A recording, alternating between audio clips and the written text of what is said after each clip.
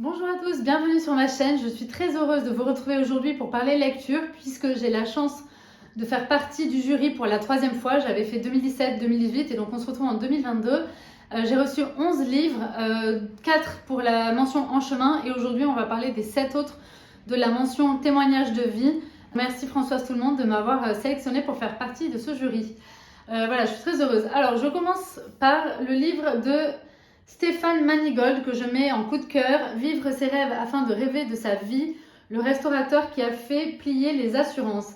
Alors Stéphane raconte son enfance terrible, une maman qui l'a abandonné, un père qui a été criblé de dettes et qui a voulu se venger de sa maman qui avait eu des amants, enfin bon, qui a été du coup mis en prison. Il a dû voler pour nourrir sa famille. Il a été ensuite confié à son parrain qui a été maltraitant, puis confié mis à la DAS dans des foyers pour retrouver ses frères et sœurs, puis déplacé, etc. Bon, voilà. Donc vraiment, il raconte sa terrible enfance et en même temps son parcours qui force l'admiration parce qu'il avait une volonté de s'en sortir, de surtout ne pas être dans une fatalité et de tomber dans la délinquance comme la majorité des autres jeunes de ces quartiers défavorisés. Mais non, lui, il va s'en sortir, il va énormément travailler. On sent d'ailleurs qu'il se sert de son travail pour s'épanouir et peu à peu pour s'en sortir et gravir les échelons pas après pas, vraiment. Voilà Stéphane, tu vas aussi confier que c'était très difficile pour toi de grandir sans exemple, pas d'exemple de père, pas d'exemple de grand frère, et que pas d'exemple tout court d'ailleurs, et que c'est par des mains que l'on t'a tendu que tu as réussi comme ça à t'en sortir et à avoir cette volonté de progresser. Entre autres, c'est très beau ce que la relation avec Christian, ton éducateur, et tu témoignes que c'est beaucoup plus qu'un éducateur pour toi, c'est un frère, un ami, un père, etc. Et que c'est grâce à lui, entre autres, que tu as réussi comme ça à progresser et à te battre, tout simplement, d'avoir la force de te battre. Et du coup, tu vas t'en sortir, tu vas créer après, alors à la fin du livre, on voit que tu es restaurateur, que tu as eu l'épreuve du Covid, etc. Bon, bref, je raconte pas la fin du livre. En tout cas, le témoignage, il est d'une force incroyable.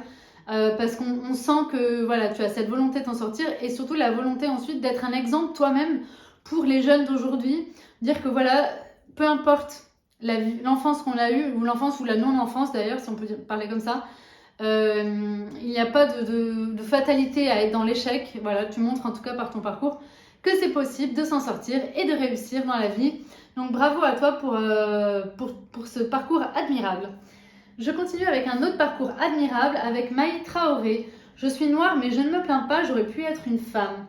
Française d'origine malienne et proviseur, c'est possible. Alors Maï, bravo pour ton parcours également entre la France, entre Paris et le Mali.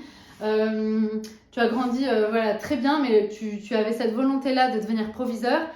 Et tu montres aussi ton parcours, les obstacles que tu as rencontrés, toutes les petites réflexions qu'on a pu te faire de par ta couleur noire et de par ton statut de femme, enfin ton sexe de femme, pardon. Et en fait, tu montres du coup aussi ton parcours du combattant, que tu as réussi pas après pas à surmonter les obstacles. Hein, et je sais que tu en as eu dans l'éducation nationale avec des collègues pas toujours très fins dans les réflexions qu'ils pouvaient te faire, ou même des parents d'élèves, etc. Bon, en tout cas, parcours admirable, avec beaucoup d'humour aussi, parce que par exemple, quand on te demande d'où tu viens, tu réponds bah je suis suédoise, ça se voit, non? Enfin, voilà, donc tu réponds avec de l'humour, ou alors des fois quand tu es attaqué, soit tu réponds même pas, tu laisses couler, soit au contraire tu réponds mais en mettant hop ton interlocuteur mal à l'aise au final.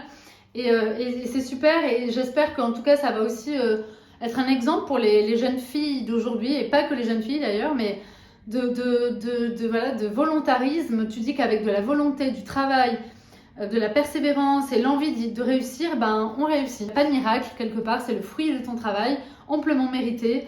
Et rien que pour ça, ça redonne de la valeur au travail. Et qu'avec beaucoup de travail, on y arrive. Et parfois beaucoup d'humour aussi, donc super.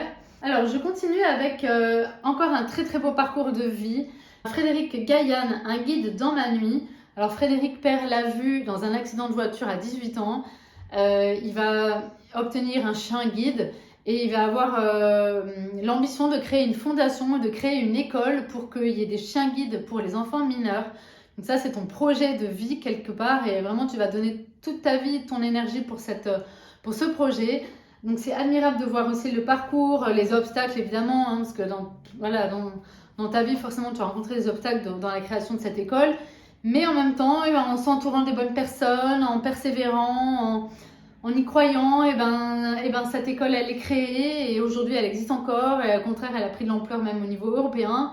Et c'est encore un très beau parcours de résilience et de courage, de dire que voilà, cet handicap a été évidemment un drame absolu dans ta vie, mais qu'en même temps, tu as réussi à le transformer en force et en objectif de vie. Et je ne sais pas si je raconte bien, en tout cas, cette belle histoire, mais vraiment, j'ai beaucoup aimé. Donc, bravo Frédéric. Et j'espère que ton livre sera beaucoup lu. Je continue encore avec l'Odyssée d'une Pénélope, récit intime d'une traversée de cancer de Lise Combe avec les illustrations de Princesse H.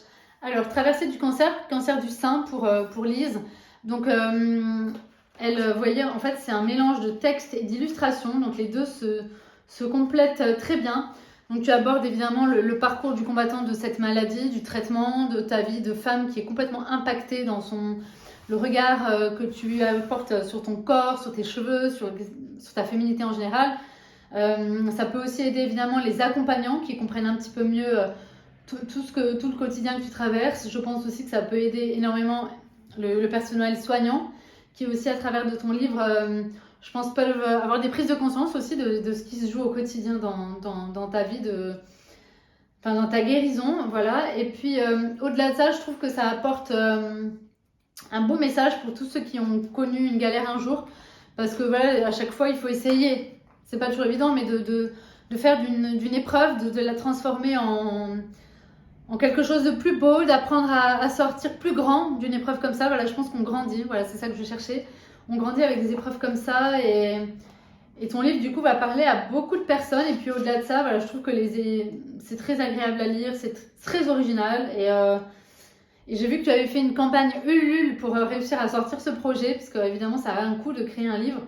Et moi, je connaissais pas tout ça, donc bravo. Je continue avec un livre qui s'appelle Un bol de coquillettes. Et puis voilà, ou comment vivre avec une retraite de 877 € par mois.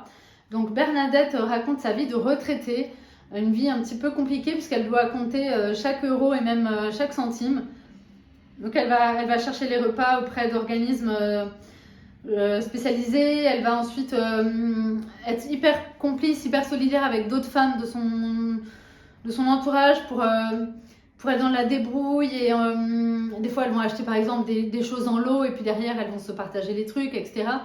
Voilà, moi, j'ai trouvé ça très touchant, très sincère. Alors, ce que j'ai particulièrement aimé dans le style d'écriture, c'est que c'est comme si on t'entendait parler. Donc, c'est un côté très simple, mais en même temps, voilà, comme si tu étais à côté de nous et tu nous racontes vraiment ton quotidien. Et il n'y a aucun moment où tu te plains de ta vie, juste tu dis, voilà, tu racontes, c'est difficile parce que c'est pas ce que tu aurais souhaité pour ta retraite. Tu racontes tes relations avec tes enfants. Tu as 11 enfants quand même, je tiens à signaler, parce que quand j'ai lu que tu en avais 11, je suis ah ouais, quand même, c'est pas mal. Donc tu racontes aussi bien ta vie d'avant que ta vie d'aujourd'hui, et avec son lot de galères et en même temps beaucoup d'humour et beaucoup de spontanéité et de sincérité. Donc j'ai beaucoup aimé. Voilà, merci Bernadette. Alors, je continue avec l'avant-dernier, c'est Christelle Guinet, Se sentir vivant, une biographe hospitalière, une plume pour conjurer l'éphémère. Alors Christelle a fait une reconversion professionnelle après avoir été enseignante de lettres dans l'éducation nationale. Elle a eu cette idée par une amie qui est tombée malade et elle l'a accompagnée jusqu'à sa fin de vie. Elle a eu ensuite l'idée, le déclic en tout cas, de devenir romancière, c'est-à-dire d'aller rencontrer des gens en fin de vie et de leur demander s'ils étaient intéressés pour raconter leur vie, pour que ça laisse une trace un peu à donner à ses proches ou à son entourage quelconque d'ailleurs. Et c'est très beau parce que tu racontes ton expérience, déjà comment tu as réussi à quelque part à imposer ce métier que tu as créé, qui n'existait pas auprès des hôpitaux. Tu t'es battue aussi pour que le livre ne coûte pas un centime aux familles, donc faire des demandes de financement en amont, créer une association, etc. Et puis après tu racontes donc ton expérience d'être auprès de ces gens qui racontent leur vie. On sent parfois aussi que c'est le projet aussi qu'ils veulent absolument terminer avant de se laisser mourir. Donc je pense qu'aussi c'est une motivation supplémentaire pour toi et pour continuer cette belle activité. Et voilà, c'est aussi un très beau témoignage de vie. Et elle raconte aussi du coup parfois les beaux moments qu'elle a vécu par ce métier-là. Et c'est très beau. Et donc j'ai beaucoup aimé. Merci Christelle. Alors je termine avec le 7e. L'homme qui sauvait les arbres dans nos villes et villages, arrêtons le massacre. Alors de Thomas Braille. Alors Thomas, écoute, j'ai beaucoup aimé, j'ai aimé ton côté engagé, militant, écolo et tout. Après, je suis un peu plus mitigée sur la deuxième partie où tu parles de la gestion forestière en général en France. Et attention, moi qui travaille dans les forêts, je peux vous dire que c'est loin d'être blanc ou noir. Là, c'est un peu agaçant des fois les gens qui veulent se faire passer pour des héros, les sauveurs de l'humanité, les sauveurs de la planète, etc. C'est pas le cas, c'est beaucoup plus complexe que ça. Il faut arrêter de faire passer les forestiers pour des assassins et pour des personnes qui veulent penser qu'au business, à l'argent, etc. C'est beaucoup plus compliqué. Et croyez-moi qu'une forêt en bonne santé, c'est une forêt qui est gérée. D'ailleurs, les incendies qu'il y a eu cet été, il y en aurait eu beaucoup moins si les propriétaires s'étaient mis d'accord pour une meilleure gestion forestière. Bref, je ne vais pas rentrer dans le débat. En tout cas, vigilance, à mon avis, avec ce genre de livre et de ce genre de personnes qui du coup manquent un petit peu de nuance dans les propos qu'ils donnent. Et je trouve que c'est un peu dommage. Aujourd'hui, les médias sont suffisamment racoleurs pour faire le buzz, pour ce genre d'émission. Oui, les forestiers sont tués, nanana, des forêts, nanana, bon voilà. Donc juste, si je peux apporter un avis un petit peu plus nuancé et à dire attention, c'est pas aussi simple que ça. Donc gardons en tête que les forestiers sont aussi des amoureux de la forêt et ils ne pensent pas qu'au business et que de toute façon on a besoin de bois et que le bois et les arbres sont... Enfin, le bois, c'est le matériau le plus écologique à partir du moment où on replante. Bon, voilà. Je m'arrête là. En tout cas, merci si vous êtes restés jusqu'au bout de cette vidéo. J'espère que je vous ai donné envie de les lire. Si l'un des livres vous intéresse aussi, n'hésitez pas à me le demander. Je vous le ferai passer avec grand plaisir. Je vous embrasse et je vous retrouve dans une seconde vidéo. À bientôt. Salut!